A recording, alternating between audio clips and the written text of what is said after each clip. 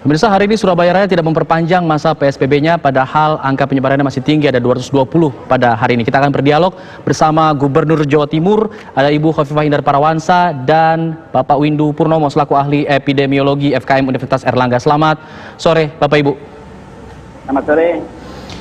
Baik. Ya, selamat sore. Assalamualaikum. Waalaikumsalam warahmatullahi. Saya ingin ke Bu Khofifah dulu. Bu Khofifah, apa alasannya kemudian Surabaya Raya dan juga Jawa Timur tidak memperpanjang masa PSBB, padahal angka penyebaran masih tinggi, Bu, 220.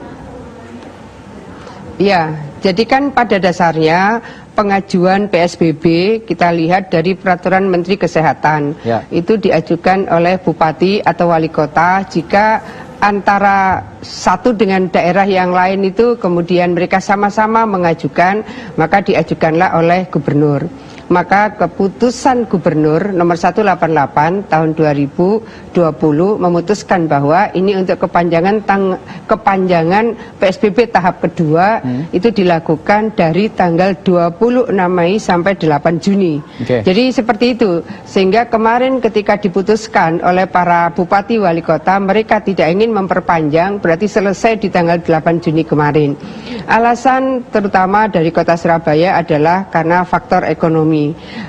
Yang terdampak dari sektor ekonomi, rupanya mereka membutuhkan pelonggaran supaya aspek sumber income, terutama yang sumber income harian itu relatif mereka akan bisa tersupport. Tapi kami sudah menyampaikannya sejak tanggal 7 malam bahwa kondisi secara epidemiologisnya seperti ini, kemudian rate of transmissionnya memang sudah 1,0 untuk Surabaya, tapi ingat Gresik 1,6 misalnya. Kemudian attack rate-nya kita menyampaikan bahwa Surabaya ini masih sangat berisiko karena masih 94,1 per 100.000 penduduk, ini di atas Jakarta. Jadi kita menyampaikan resiko-resikonya seperti ini, maka ini belum aman. Jadi pesan ini belum aman itu sudah kami sampaikan sejak tanggal 7 malam, dan kemarin sebelum pengambilan keputusan kami pun juga menyampaikan kembali. Artinya di sini Pemprov Jawa Timur hanya memberikan informasi itu saja, tidak punya kewenangan untuk menganulir atau mengambil alih masa PSBB, begitu, Bu? Jadi pada dasarnya setiap ada bencana alam atau non alam, maka kewenangan itu ada di kabupaten kota. Maka ketika ada peraturan dan keputusan gubernur, maka yang lebih implementatif itu adalah peraturan wali kota dan peraturan bupati, keputusan wali kota dan keputusan bupati. Itulah yang akan memberikan nilai imperatif dari regulasi ketika terjadi bencana alam maupun bencana non alam.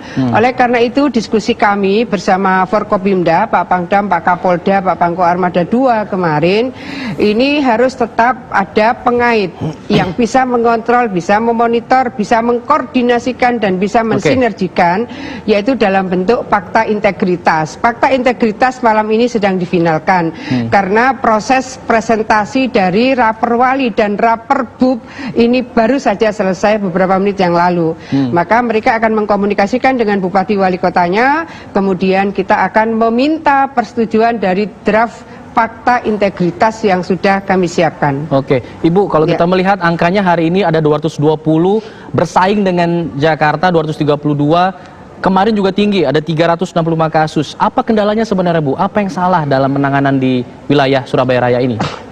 Bukan kendala, saya ingin menyampaikan bukan kendala. Jadi Pemprov ini menyiapkan tim COVID Hunter. Tim COVID-19 Hunter ini ada 5 tim yang terus berkeliling. Mereka rata-rata 3-5 hari di daerah di mana ada OTG dan PDP yang cukup signifikan.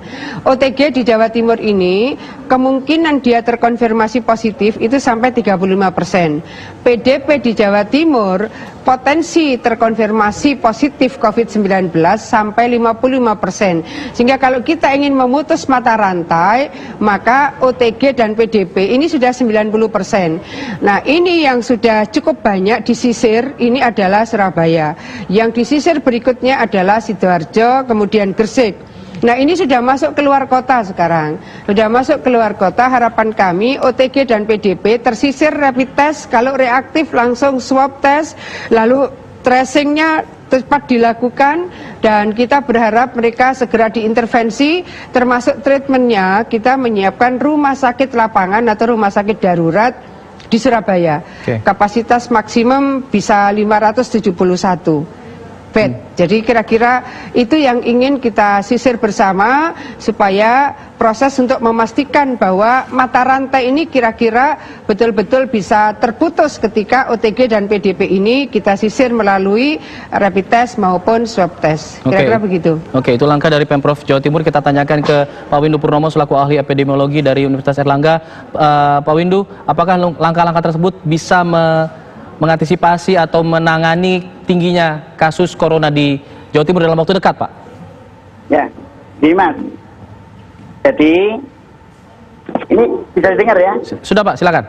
Iya, baik. Jadi, begini, ini kan hari-hari ini kan kasus meningkat ya, meningkat. Apalagi ini setelah PSBB nanti kita tidak tahu makin meningkat atau bagaimana.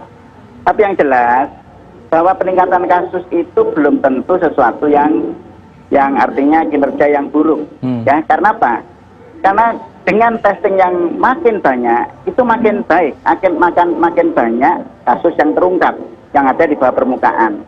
Jadi tingginya kasus itu tidak merupakan salah satu hal yang harus selalu dicemaskan, tidak. Karena makin banyak kasus yang terungkap, itu makin baik. Ya. Yang penting adalah bahwa tidak boleh itu diikuti dengan kematian yang tinggi. Jadi yang paling penting itu bagaimana orang itu bisa terungkap positif, ya. Jadi yang positif yang ada di bawah permukaan yang kan ini seperti gunung es, lah. Jadi makin banyak tes masif makin bagus, gitu. Nah, tapi yang penting adalah dengan tes masif yang makin bagus ini, maka makin banyak yang terungkap positif, ya. Kemudian segera diisolasi. Yang ada gejala dan tanda yang sedang berat masuk rumah sakit untuk supaya tidak terjadi kematian. Jadi yang penting itu bagaimana kita menjaga agar kematian makin menurun. Itu yang paling penting. Tapi kalau Anda mengatakan ini dari hasil tes yang cukup banyak, rasio tesnya saat ini sudah berapa banyak untuk wilayah Jawa Timur atau Surabaya Raya khususnya? Jadi begini, kan dalam 3 minggu terakhir ini ya, ini memang kan bukan hanya Surabaya dan Jawa Timur, tetapi nasional itu ada peningkatan tes. Meskipun belum ideal. Karena kalau saya hitung bahwa jumlah tes itu masih sekitar 0,1-0,2%, ya 0,1 bukan 1% dari populasi Indonesia, atau kalau di Surabaya populasi Surabaya. Jadi belum ideal, tetapi sudah terjadi peningkatan yang signifikan dibandingkan yang 2 bulan yang lalu yang sangat rendah gitu. Nah, jadi yang perlu kita lihat itu sebetulnya lebih ke arah attack rate dan RT, ya. Jadi apa itu tingkat penularan. Baik. Maaf saya potong, Pak, karena kita akan mendengarkan dulu kumandang azan maghrib untuk wilayah DKI Jakarta dan sekitarnya. Berikut ini kita akan kembali sesaat lagi. Kita kembali berdialog bersama Gubernur Khofifah Indar Parawansa tentang tingginya angka penularan di sana. Bu Khofifah, dengan banyaknya angka penularan, tadi dikatakan ini bisa saja dengan tes yang banyak. Dan tingginya angka ini apakah masih bisa tercover oleh tenaga kesehatan di Jawa Timur? Kita sudah menghitung bahwa kita membutuhkan tambahan bed. Ekstensifikasinya luar biasa. Jadi salah satu yang saya bisa sampaikan, dulu Sutomo negatif pressure-nya hanya 4 bed, ruang isolasinya 8, ini kan berarti cuma 12. Sekarang ini 192. Dari 192, tadi malam saya tanya, siang saya tanya, ada yang di IGD, ada Bu, berapa? 16. Tadi malam saya tanya, berapa di IGD? 41. Saya ingin menyampaikan inilah kondisi rumah sakit kita. Saya selalu sampaikan, mbok dicari toh yang ringan, sedang dibawa ke rumah sakit darurat. Ini sedang keberat, Bu.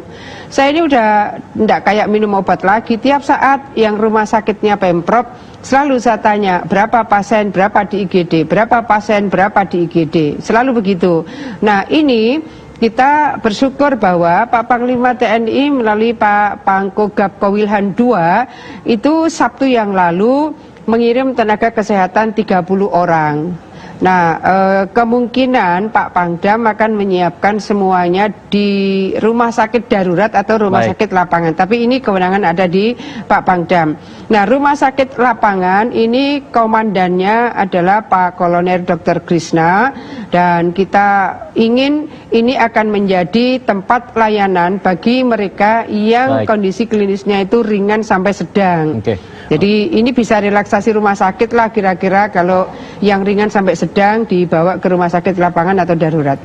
Kesiapan rumah sakit Jawa Timur itu tentunya akan percuma jika kewaspadaan atau kesadaran warganya, kedisiplinannya masih belum bisa diatur begitu, Bu, masih rendah. Bagaimana kemudian Ibu memandang hal ini? Mas Alfat, jadi begini, di Jawa Timur ini, seluruh Jawa Timur yang tercatat sampai ke saya ada 192 dokter paru. Nah, penduduk Jawa Timur 40.700.000 orang. Saya ingin menyampaikan, tanpa kedisiplinan, tanpa kewaspadaan bahwa ini masih menyebar secara masif, ini masih beresiko tinggi. Tanpa ada kewaspadaan dan kedisiplinan, seberapa banyak rumah sakit, seberapa banyak dokter tidak akan pernah bisa menangani. Oleh karena itu, saya berkali-kali menyampaikan, sebelum vaksinnya ditemukan, disiplin merupakan vaksin paling ampuh. Kalau kita ingin mendukung kerja kerasnya para dokter, mendukung dengan disiplin, mendukung dengan patuh terhadap protokol kesehatan. Itu cara yang hari ini harus terus-menerus kita sampaikan. Oleh karena itu, seluruh stakeholder, terutama lini paling bawah, format-format kampung tangguh inilah yang sedang dikembangkan di Jawa Timur, supaya ada usaha untuk menjaga diri dan tetangganya, melindungi diri dan tetangga kanan kiri. Karena span of control kalau camat, bupati, apalagi gubernur kan jauh banget. Tapi kalau antar tetangga, diharapkan mereka saling bisa menjaga dan mengawal, satu dengan yang lain bisa saling mendisiplinkan. Kira-kira begitu. Sebelum saya ke Pak Windu, saya ingin terakhir ke Bu Khofifah. Kalau misalnya kedisiplinan ini menjadi satu perhatian penting, tapi untuk mengatur mereka tidak ada toolsnya, tidak ada PSBB yang sekarang sudah tidak berpanjang, bagaimana kemudian bisa mengatur itu, Bu? Sebetulnya ini komunikasi saya ini dengan Babinsa, Babin Kamtipmas, Pak Lurah. Itu masyarakat akan lebih taat dengan RT. Karena RT ini akan menjadi penjaga sosial, penjaga mental, penjaga moral masyarakat yang paling dekat dengan kehidupan keseharian mereka. Oleh karena itu, kampung tangguh atau apapun namanya ini bisa menjadi role model, dan insya Allah yang saya dengar Surabaya sudah lebih 1000 kampung tangguh. Ini biasanya berbasis RW atau RT. Role modelnya bisa dilihat panduan-panduan yang sudah dilakukan di Malang Raya. Terbukti mereka PSBB hanya sekali, langsung masuk transisi. Karena mereka saling mengawal yang satu dengan yang lain. Baik, saya ingin ke Pak Windu. Pak Windu, apakah cukup efektif dengan sistem kampung tangguh ini, sementara tidak ada tools PSBB yang mempunyai sanksi seperti itu? Ya, saya pikir emang benar. Jadi apa yang disampaikan oleh Bu Gubernur, jadi memang kekuatan itu seharusnya berada di basisnya ada di masyarakat ya, di RT RW. Karena orang itu lebih sungkan ya, lebih apa ya? Dia kalau di luar ya, katakanlah hanya diperingatkan ketika dia melanggar, kemudian diperingatkan oleh petugas ya, kemudian dikasih teguran, itu mereka tidak, dia mungkin masih akan melakukan pelanggaran lagi suatu saat ya di tempat lain. Tapi kalau di kampungnya itu ada rasa sungkan ya, ada rasa sungkan. Jadi artinya itu bisa efektif ya. Cuma masalahnya adalah itu ketika berada di kampung, berada di lingkungannya. Tapi ketika mereka berada di luar, ini yang masalah. Jadi ketika mereka di bagaimana mereka ini berada di tempat kerjanya, kemudian di tempat-tempat umum seperti itu yang penting. Jadi artinya tetap bahwa di luar basis masyarakat itu juga kontrol pemerintah juga harus dilakukan di tempat-tempat publik itu ya. Jadi artinya harus ada semacam polisi lah ya.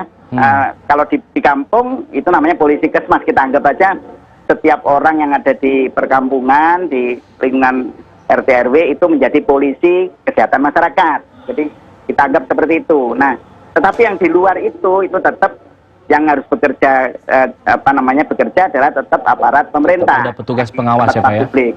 Betul. Nah, dan sini ya kalau di kampung itu juga mereka sudah harus melakukan pemetaan ya, terhadap siapa yang berisiko, siapa yang lansia, siapa yang balita dan seterusnya itu, karena kalau ada apa-apa intervensi bisa lebih cepat. Baik, betul sekali. Terima kasih. Terima kasih Pak Windu sudah bergabung bersama kami. Terima kasih Ibu Khafifah sudah berbagi informasi bersama kami di Kabar Petang. Semoga angka penyebaran di Jawa Timur segera menurun. Terima kasih. Assalamualaikum warahmatullahi wabarakatuh. Selamat sore.